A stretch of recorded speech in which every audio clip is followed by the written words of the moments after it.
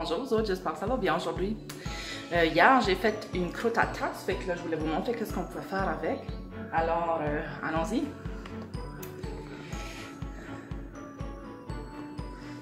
Alors, j'ai ma pâte, elle est toute fraîche, je la sors juste du frigo. Alors, la première chose que vous avez besoin de faire, c'est fariner votre surface pour ne pas que votre pâte colle. Ensuite, vous allez prendre la farine, vous allez fariner votre rouleau.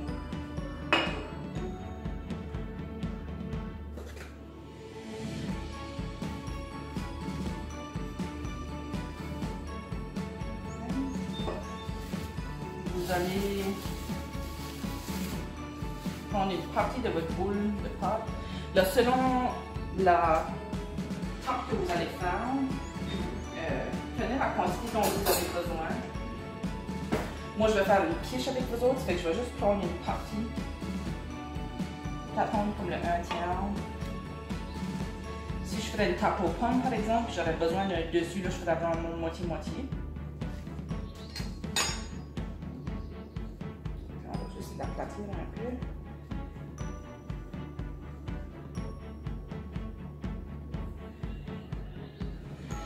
Et vous allez l'avouer.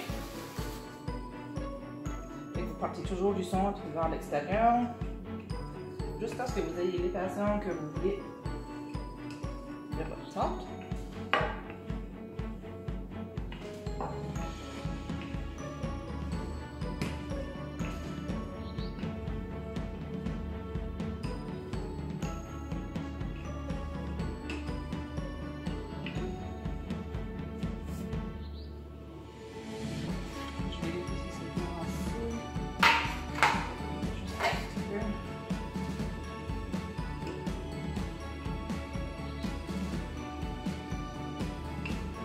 Vous la faites le plus en rond que vous pouvez.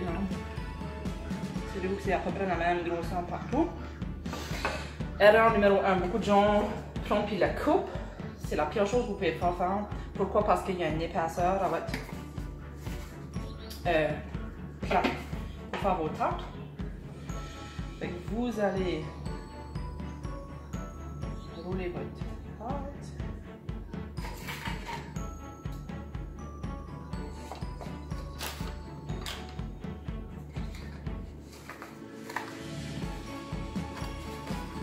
Vous allez le mettre dans votre moule à tarte.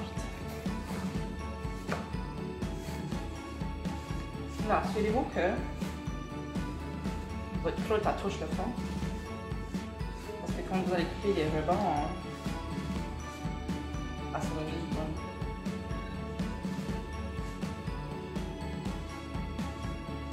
Okay. Là, ça c'est un petit truc que ma mère m'a montré. Là, je vais poser la caméra juste bien. Vous allez tenir votre tarte comme ça. Vous allez juste prendre le couteau. Vous allez enlever ce qu'il y a de trop.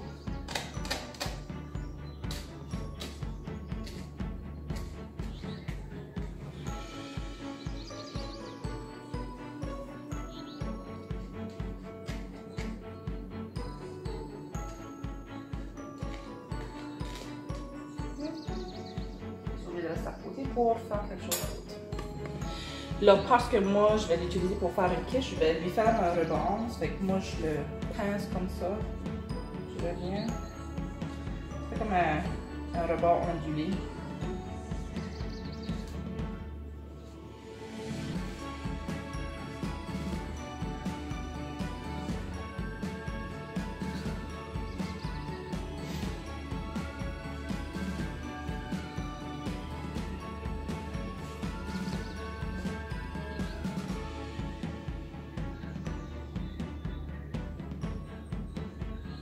Alors pour une croûte à tarte, on ne pique pas de trou dans le fond, juste parce que c'est pas comme la pâte à pizza où est-ce que ça gonfle. Parce que ici, il n'y a pas de levure, il n'y a pas rien qui fait lever notre pâte. Alors je vais mettre ça au four pour une dizaine de minutes, puis après ça, je vais vous montrer comment faire l'intérieur de notre quiche. Bonjour vous autres. Alors ma croûte à quiche, elle est prête. Ça fait que je l'ai laissé refroidir avant de mettre les ingrédients dedans. Elle a gonflé un peu, puis elle a rétréci. C'est pas la fin du monde parce qu'on a quand même assez de place pour mettre notre mélange d'œufs. Alors, moi j'ai juste cassé, je pense que ça redevienne un peu plate là. Fait, oui, elle est encore blanche, c'est très normal. On ne veut pas que la croûte soit trop cuite non plus, dans le sens où elle va continuer à cuire une fois qu'on va mettre les œufs. Alors, dans la recette de la quiche, on a 4 œufs. Ça, c'est la recette de base. Là, après ça, vous pourrez mettre les ingrédients que vous voulez. Je ne peux pas la défaire, hein.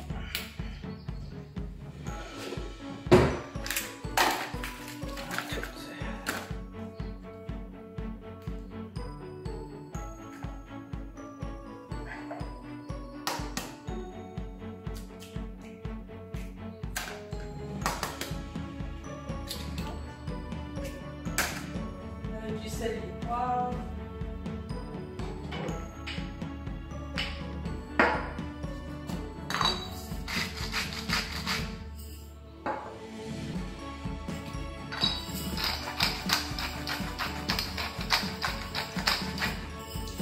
Alors, vous allez avoir besoin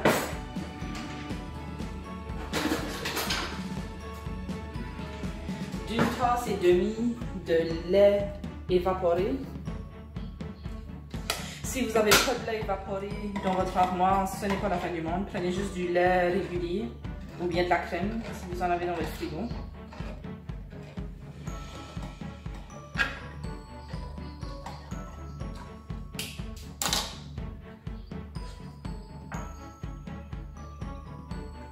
Ok, je vais prendre un peu de bol.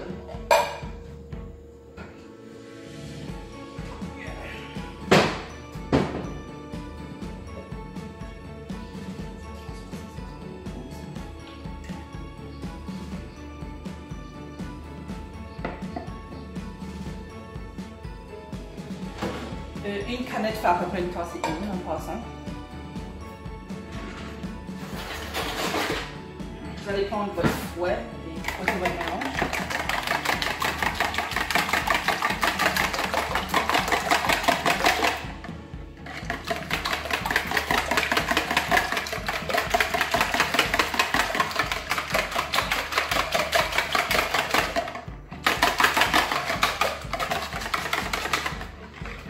Pas trop bien liquide.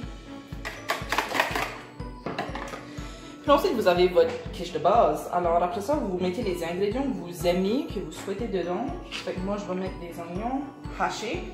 Fait que vous voyez comment fin c'est coupé. J'ai peut-être mis comme un demi-oignon. Moi, je vais mettre du jambon ce matin. J'ai fait de la viande roulée pour Mathéo pour son lunch, puis il m'en reste d'être. Je pourrais aussi mettre du fromage cheddar et du brocoli là-dedans, ça fait des ingrédients assez intéressants. Après ça, vous allez transverser dans votre croûte.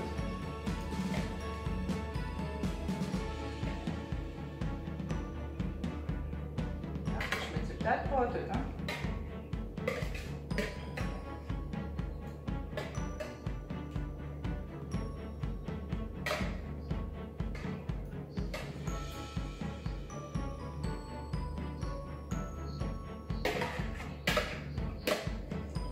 Le jambon et les oignons.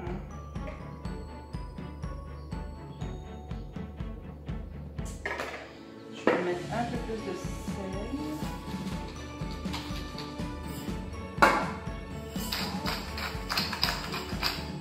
Pour faire une belle garniture,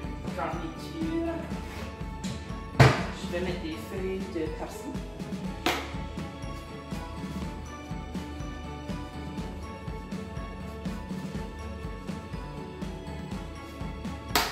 Je vais ensuite faire cuire ma quiche pour environ 35 minutes. Puis elle sera bonne. Alors, il y en a qui aiment du fromage râpé au-dessus. Ça fait quand même, c'est juste à vous avec les ingrédients. Ça fait que l'œuf est un ingrédient qui absorbe quand même bien les ingrédients qu'on lui donne et les saveurs qu'on lui donne. Ça fait que ayez du plaisir avec vos quiches. Alors, bon appétit aux autres!